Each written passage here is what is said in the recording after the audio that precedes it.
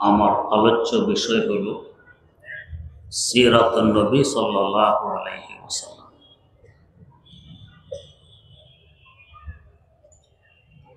তিনি তার মহান সিরত দিয়ে কি পরিবর্তন ঘটাইলেন এই জগতের, সহজে বুঝতে হলে তার আবির্ভাব কালে এই জগতের কি অবস্থা ছিল সামনে আসলে সুবিধে হবে। আপনারা জানেন একটি আরবি প্রবাদ, তুরাফুল আশিয়াউ বিআজদাদিহা, বিপরীত বস্তু সামনে আসলে বস্তুর বাস্তবতা বুঝতে সুবিধা হয়। তার আবির্ভাব কালে এই জগতে যে বড় বড় কয়েকটি সম্প্রদায় বসবাস করত, তাদের মধ্যে সবচেয়ে পুরানো সম্প্রদায় হলো হিন্দু সম্প্রদায়। এদের মানবতার অবস্থা, পিতা মারা গেলে তার পরিত্যক্ত সম্পদে মেয়ে অংশীদার হবে না, সকল সম্পদের মালিক হবে ছেলে। স্বামী মারা গেলে বিধবা স্ত্রী অন্য কারোর কাছে আর বিয়ে বসতে পারবে না। কিন্তু স্বামীর সন্দেহ থাকে, ধর্মীয় বাধ্যবাধকতার কারণে হয়তো বিয়ে বসবে না, গোপনে কারোর সাথে লাইন করতে পারে। এই ভয় নিরসনের লক্ষ্যে সতীদাহার প্রথা শুরু হয়। স্বামী মারা গেলে তার লাশের সাথে স্ত্রীকেও একসাথে পুড়িয়ে মরতে হবে। ইতিহাস সাক্ষী রাজা লালমোহন দাস, তার স্ত্রীর সংখ্যা ছিল 100। তিনি মারা গেছেন, এখন 100 স্ত্রীকে তার লাশের সাথে আগুনে পুড়ে মরতে হবে। কে এভাবে মরতে রাজি হয়? হাত পা বেঁধে বেঁধে জোরপূর্বক স্বামীর লাশের আগুনে নিক্ষেপ করা হতো। এভাবে 3 দিনে 36 জন স্ত্রীকে আগুনে পুড়িয়ে তারা মারতে সক্ষম হয়েছে। বাকি স্ত্রীগণ পালিয়ে গেছে, তাদেরকে আগুনে পুড়তে পারেনি। এই ছিল তাদের মানবতা। এরপরে পুরানো একটি সম্প্রদায় ছিল অগ্নিপূজক, পারস্যবাসী। এক সময় তাদের আকীদা ছিল সকল নারী পুরুষের দৃষ্টিতে সমান, মা বোন খালা ফুফু ইত্যাদি কোনো ভেদাভেদ নেই। যখন যার ইচ্ছা যাকে ব্যবহার করবে অনুমতি আছে, ব্যবহার করতে পারবে। হঠাৎ বখাটে ছেলে কতগুলো এসে কারোর ঘরে কারোর মেয়ে, কারোর স্ত্রী, কারোর মাকে ব্যবহার করে যেত, প্রতিবাদের কোনো সুযোগ ছিল না। এ ছিল তাদের মানবতা। 3 নম্বরে ছিল ইহুদি গোষ্ঠী। এদের অবস্থা ছিল, যখন মহিলাদের পিরিয়ড শুরু হয়, হায়েজ আসে, এই পিরিয়ড বন্ধ হওয়া পর্যন্ত পুরুষের সাথে থাকা, খাওয়া, উঠা, বসা সব নিষেধ ছিল। তাই তার জন্য বাড়ির উদরে একটি ঝুপড়ি তুলে দেয়া হতো।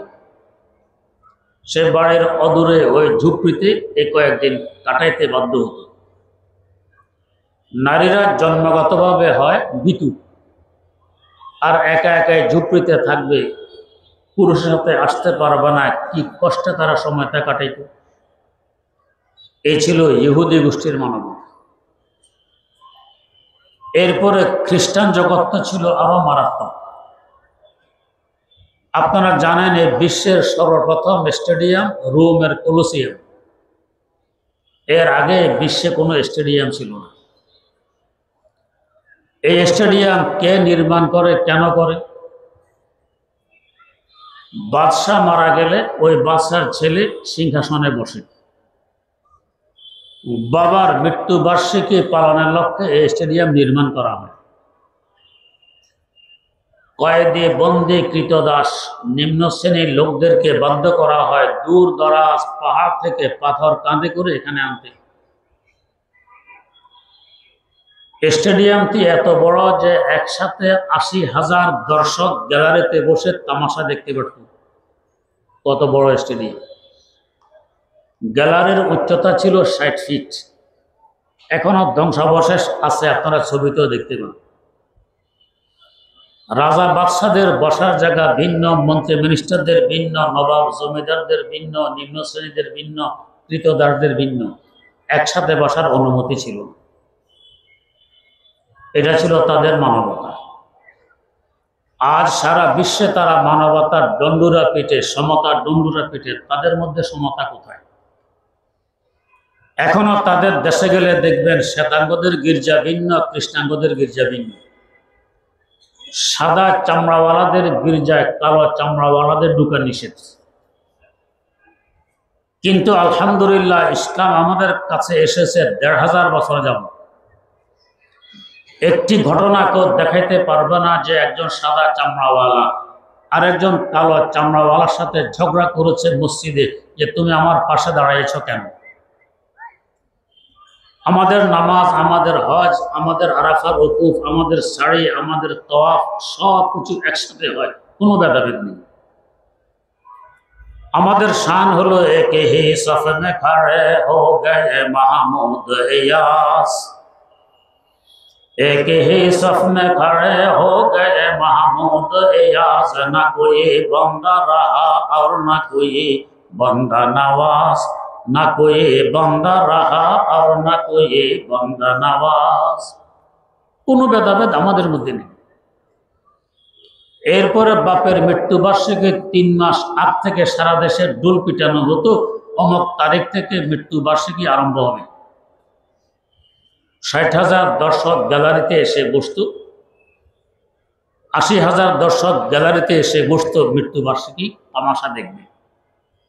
কিসের তামাশা? প্রথমে হিংস্র প্রাণী লড়াই, ষাঁড়ে ষাঁড়ে লড়াই, ভাল্লুকে ভাল্লুকে লড়াই, ঘোড়ায় ঘোড়ায় লড়াই। এই লড়াই শেষ হলে শুরু হতো মানুষে মানুষে লড়াই। লড়াইয়ের ধরন ছিল একজনের হাতে জাল আর একজনের হাতে তলোয়ার। তলোয়ারওয়ালা তলোয়ার দিয়ে আঘাত করে জালওয়ালাকে হত্যার চেষ্টা করত, জালওয়ালা জাল মেরে তলোয়ারওয়ালাকে বন্দি করার চেষ্টা করত। এভাবে একজন শেষ হয়ে যেত। এরপরে শুরু হতো একজনের চোখ খোলা, আরেকজনের চোখ বন্ধ। চোখ খোলাওয়ালা তো দেখে শুনে আক্রমণ করত, চোখ বন্ধওয়ালা চোখওয়ালার পায়ের আওয়াজ শুনে আন্দাজ করে আক্রমণ করত। যার চোখ বন্ধ তার মারা যাওয়া নিশ্চিত ছিল। এরপর শুরু হতো একজনের হাতে অস্ত্র, আরেকজন নিরস্ত্র, হাতে কোনো অস্ত্র নেই। তো যার হাতে অস্ত্র নেই তার মারা যাওয়া নিশ্চিত ছিল। এভাবে প্রতি বছর ৩ মাস যাবৎ বাপের মৃত্যুবার্ষিকী চলত। প্রতি বছর প্রায় ১০,০০০ মানুষ প্রাণ হারাইত এই মৃত্যুবার্ষিকীতে। যারা কয়েদি, বন্দী, কৃতদাস, নিম্ন শ্রেণীর মানুষ, তাদেরকে বাধ্য করা হইতো এভাবে লড়াই অংশ নিতে। যদি কোনো আহত ব্যথা সইতে না পেরে চিৎকার দিত, গ্যালারিওয়ালাদের কাছে সাহায্য প্রার্থনা করত, বাঁচাও বাঁচাও। গ্যালারি থেকে আওয়াজ আসতো তাদের দেশীয় ভাষায়, মিথ্যে মিথ্যে, এই তো এখনো জিন্দা আছে, তাকে তাড়াতাড়ি শেষ করে দাও। কখনো যদি সাহায্য কামনা করত, গ্যালারি থেকে আওয়াজ আসতো তাদের দেশীয় ভাষায়, হারেত হারেত। আমাদের ডেড বাংলা বলা হয়, আরে শালা তো এখনো জিন্দা আছে, তাড়াতাড়ি শেষ করো। এইভাবে আদা মরা মরা স্তূপ দিয়ে তার উপরে বালি দিয়ে ঢেকে দেওয়া হতো।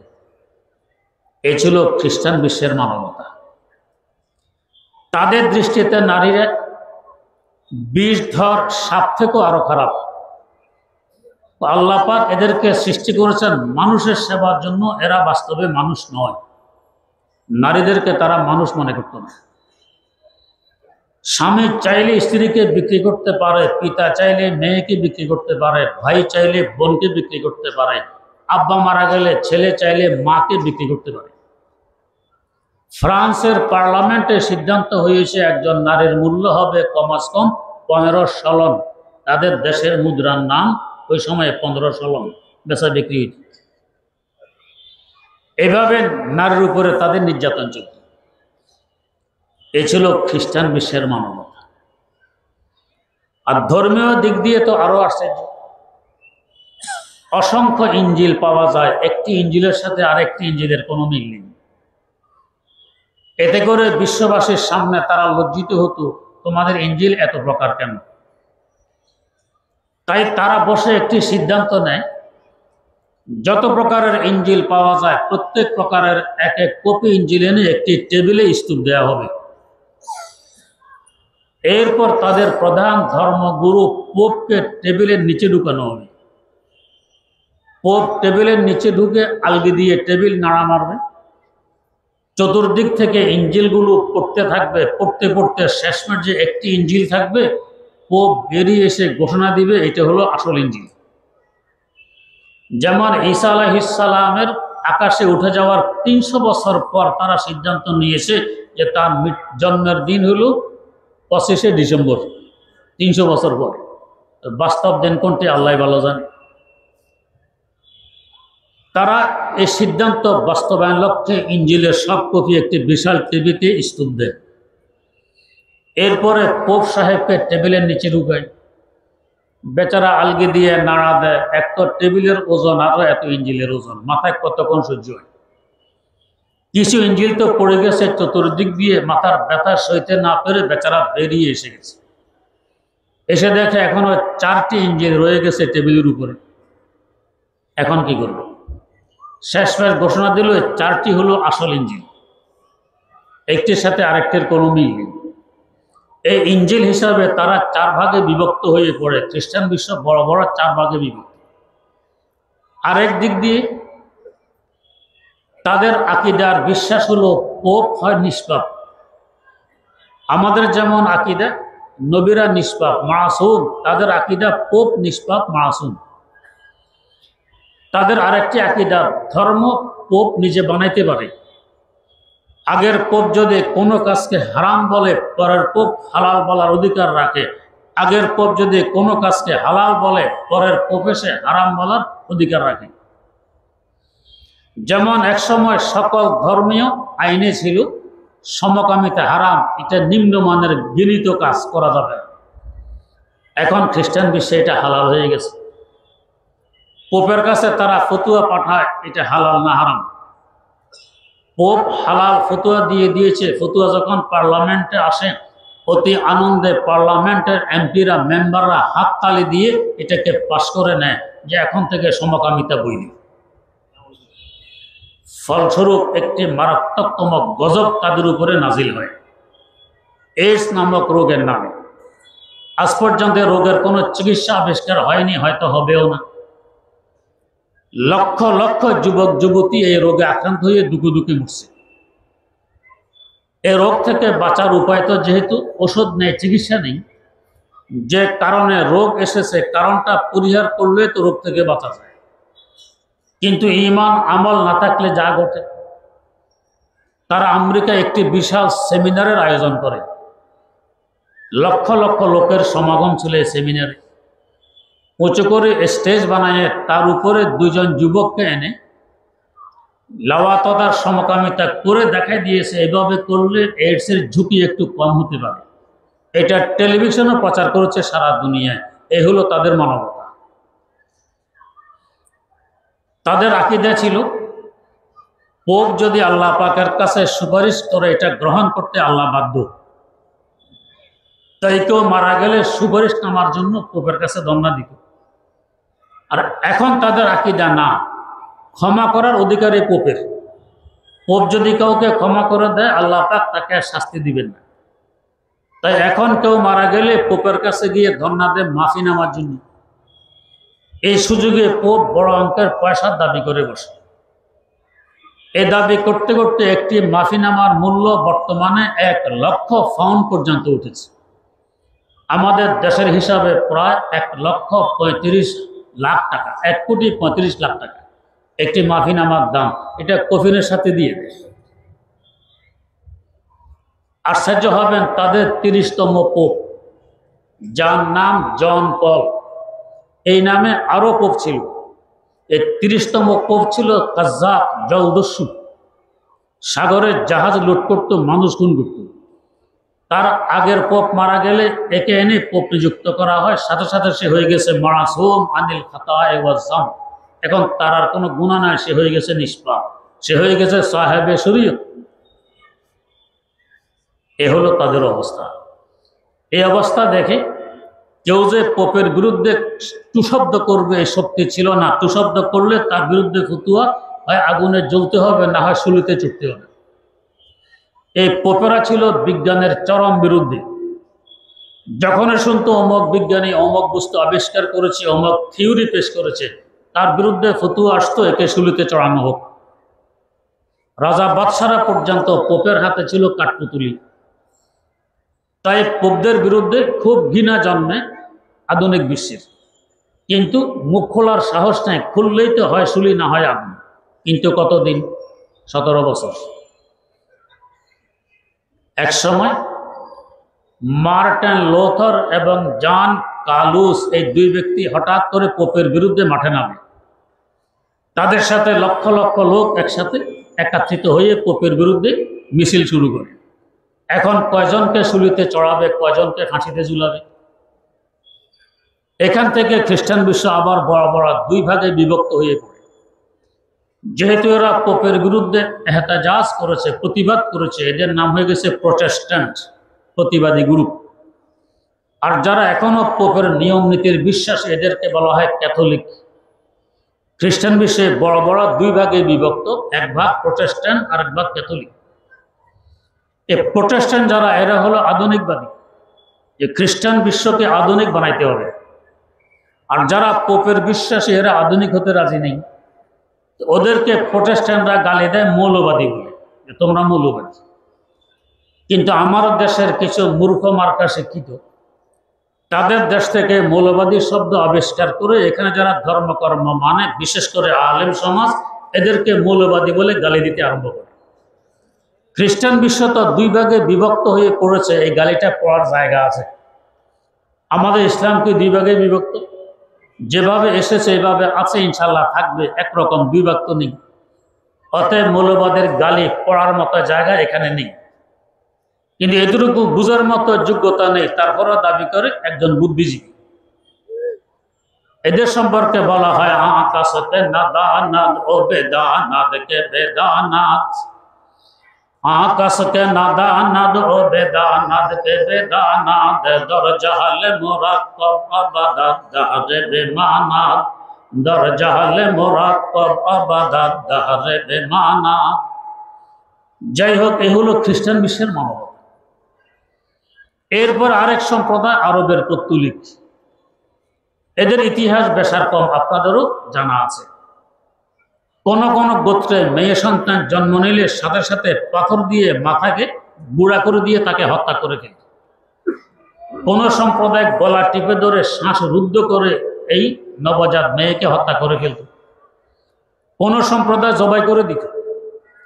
কোন সম্প্রদায় গড়ের ছাদ কিংবা পাহাড়ের টিলা থেকে নিচে ফেলে দিয়ে মেরে ফেলত। কেউ মাটি চাপা দিয়ে আসতো। আর যাদের একটু মায়া দয়া আছে, তারা আমরা যেভাবে কবর দিই এভাবে কবর দিয়ে আসতো।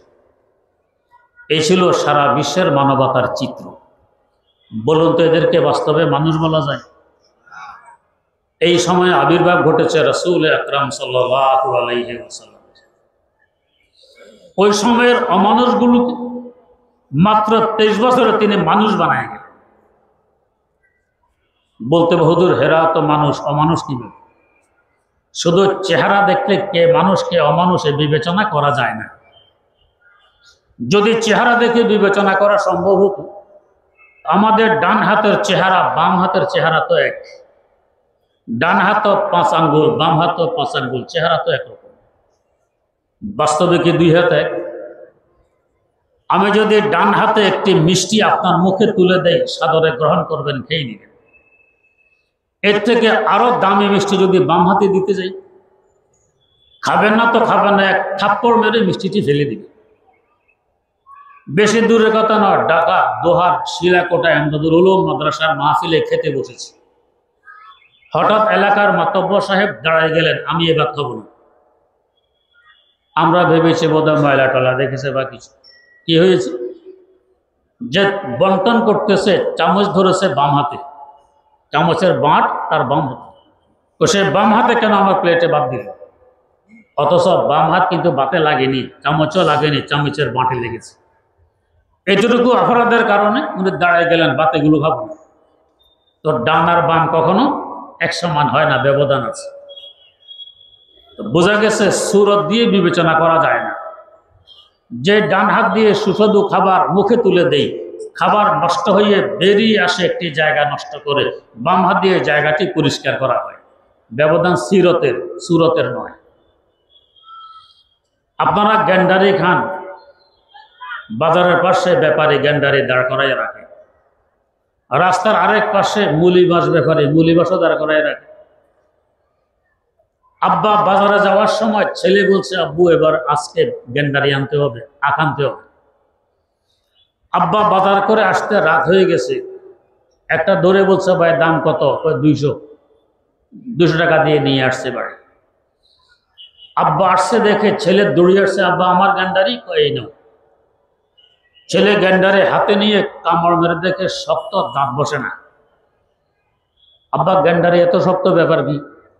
বাতি জ্বালাই দেখে মুলি মাছ। মুলটা কেন করলো? দেখতে একরকম। গ্যান্ডারি তো কোন চেনে, মুলি মাছও কোন চেনে, মোটা প্রায় সমান। একটি খাওয়ার উপযোগী, ভিতরে গোস্ত আছে, মিষ্টি রস ভরা গোস্ত। আরেকটির ভিতরে রস তো নেই, গোস্ত নেই, সুরুম। তো সুরত তো এক ছিল, বাস্তবে সিরত এক নয়। সুরত দিয়ে বিবেচনা করা যায় না। আমরা পানি পান করি আবার প্রস্রাব করি, সুরত তো একরকম।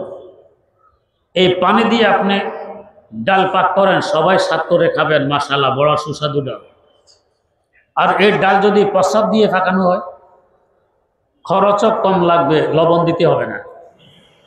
এরপরও কে ডাল তো প্লেটের কিনারে আনতে দেবেন না। সুরত তো এক ছিল, ব্যবধান কিসের? সিরতের ব্যবধান, সুরতে।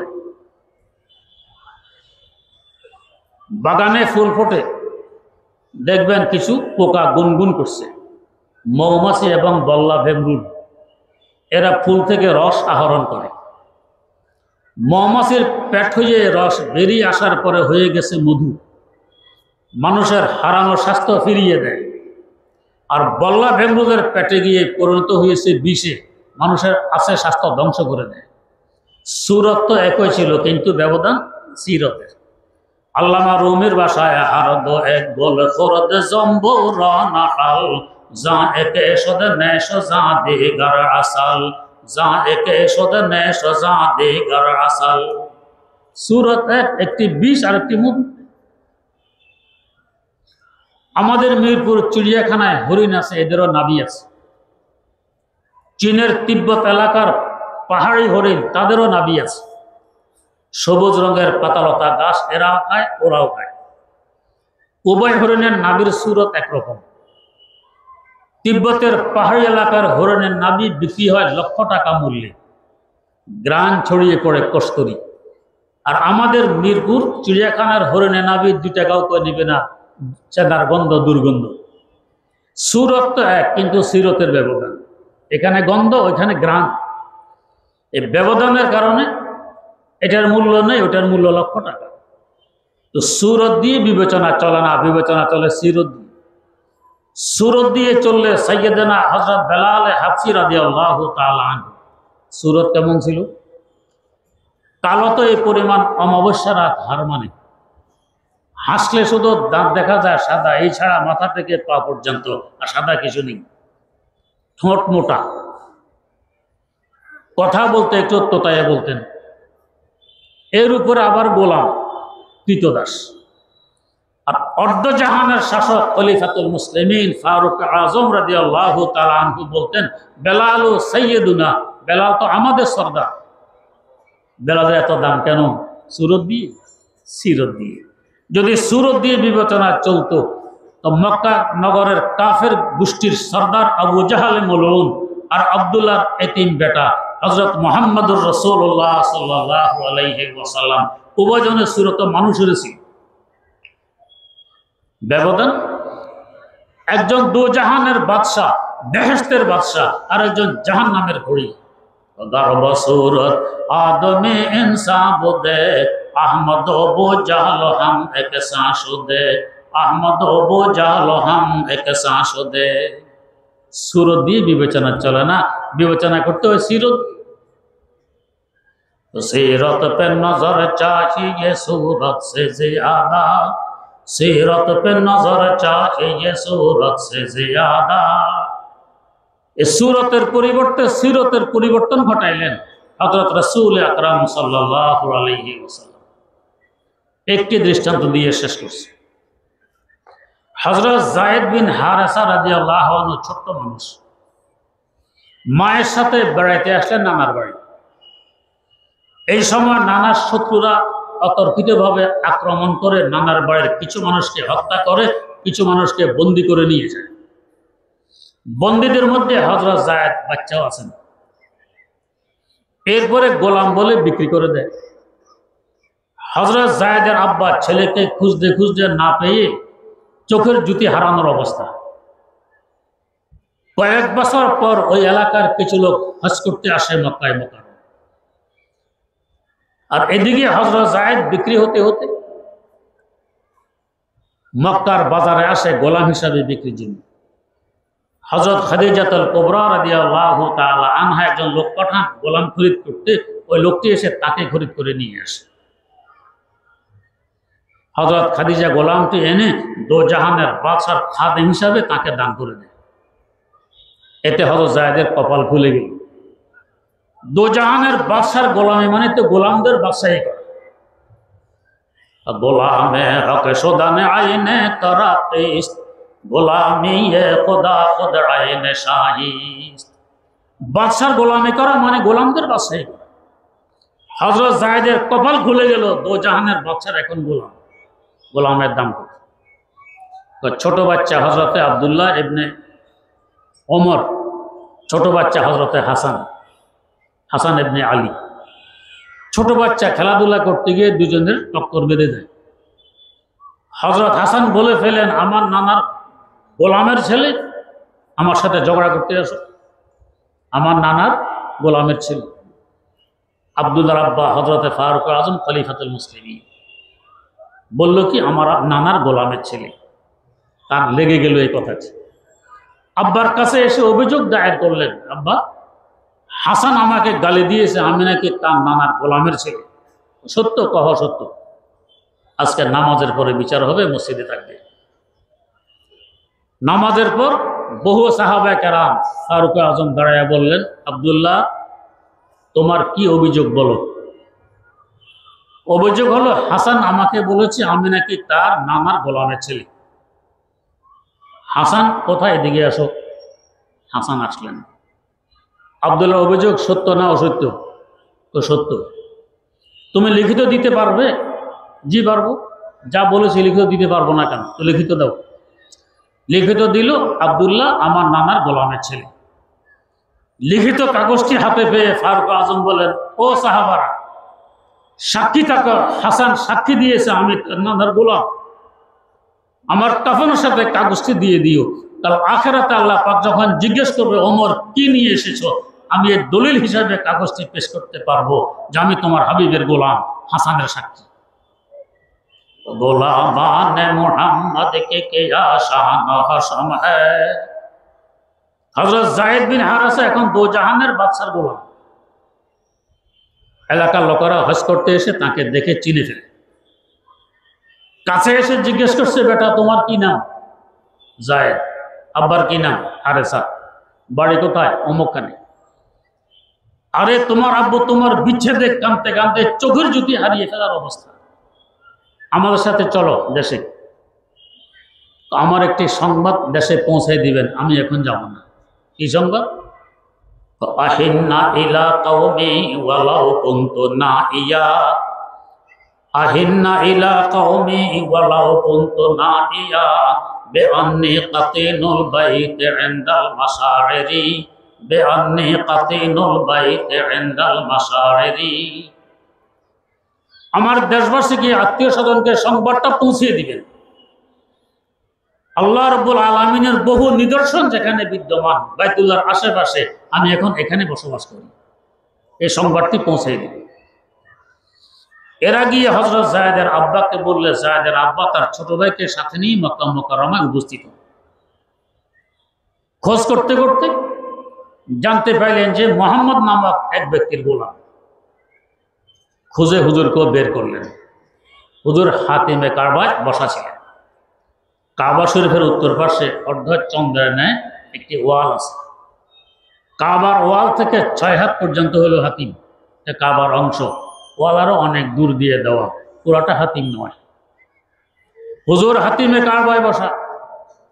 হযরত যায়েদের আব্বার চাচা এসে কতক্ষণ প্রশংসা করলেন, আপনার বংশের অনেক সুনাম আমাদের কাছে, আপনাদের আত্মা অনেক বড়, সকলের আবদার আপনারা রক্ষা করে চলেন।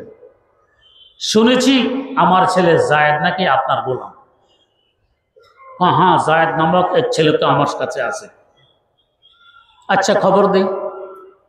খবর দিলেন, যায়েদ আসলেন। হুজুর বলেন, যায়েদ, এই 2 ব্যক্তিকে তুমি চিনো? ওই জি, ইনি আমার আব্বা, ইনি আমার চাচা। ওরা বলেছিল, হুজুর কত টাকা আপনি চাবেন, সব টাকা দিতে রাজি আছি, তারপরও যায়েদকে চাই। এবার হুজুর বললেন, যায়েদ যদি আপনাদের সাথে চলে যেতে চায়, কোনো টাকা পয়সা লাগবে না, বিনা পয়সায় নিয়ে যাবেন। আর যদি যেতে না চায়, তাহলে আমি যায়েদকে বাধ্য করব না আপনাদের সাথে চলে যাওয়ার জন্য। যায়েদের আব্বার চাচা তো বড় খুশি, মুফতে যায়েদকে পেয়ে গেছি, যায়েদ তো আমাদের সাথে চলে যাবে। যায়েদ, চলো আমাদের সাথে। আব্বু, আমি তো আপনাদের সাথে যাব না। আল্লাহু আকবার। আমি আপনাদের সাথে যাব না? কি করবে? আমি এখানে থাকবো। যায়েদের আব্বা বললেন, বেটা, তোমার মাথা খারাপ হয়ে গেছে? আব্বা আমার স্নেহ, মায়া, মমতা, দেশের আকর্ষণ, আত্মীয় স্বজনের মায়া মমতা সব তুমি বিসর্জন দিচ্ছ গোলামের জীবন যাপন করার জন্য। তোমার কি মাথা খারাপ? যায়েদ বলছেন, আব্বা, সকলের মায়া মমতা স্নেহ আমার জানা আছে, অজানা কিছু নেই। এই মহামানবের মায়া মমতার স্নেহ, এটা ব্যতিক্রম ধর্মী। তার সংসার ত্যাগ করে অন্য কোথাও যেতে আমি রাজি নই, আমি এখানে জীবন কাটাবো। রাসূল আকরাম সাল্লাল্লাহু আলাইহি ওয়াসাল্লাম খুশি হয়ে তাকে ধরে হাত তুলে বললেন, তোমরা সাক্ষী থাকো, আজ থেকে যায়েদ আমার ছেলে, আমি যায়েদের আব্বা। আখলাক আর চরিত্র কাকে বলে? এভাবে মাত্র 23 বছর এ পাশবিক স্বভাবের হিংস্র প্রাণীগুলোকে মানুষে পরিণত করে দিলেন রাসূল আকরাম সাল্লাল্লাহু আলাইহি ওয়াসাল্লাম। আল্লাহ রাব্বুল আলামিন আমাদেরকে তার অনুকরণ করে বাস্তবে মানুষ হওয়ার তৌফিক দান করুন। সুবহানাল্লাহি ওয়া বিহামদি, সুবহানাকাল্লাহুম্মা ওয়া বিহামদিক, আশহাদু আল্লা ইলাহা ইল্লা আনতা, আস্তাগফিরুকা ওয়া আতুবু ইলাইক।